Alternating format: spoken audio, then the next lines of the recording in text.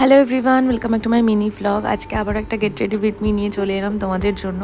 এখন যার বিয়ে উপলক্ষে রেডি হচ্ছি সে হচ্ছে আমার খুব ভালো বন্ধু এবং খুব কাছের এক বন্ধু, ঐশ্বর্য।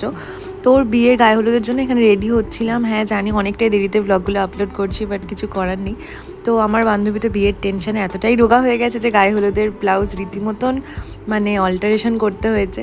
যাই হোক, এরপরে আমরা রেডি হচ্ছিলাম, যেহেতু ওর আগের দিন বৃদ্ধি হয়ে গেছিলো, তাই জন্য আমরা গায়ে হলুদের যে মানে বিয়ের দিনকে অনেকটা টাইম পেয়েছিলাম।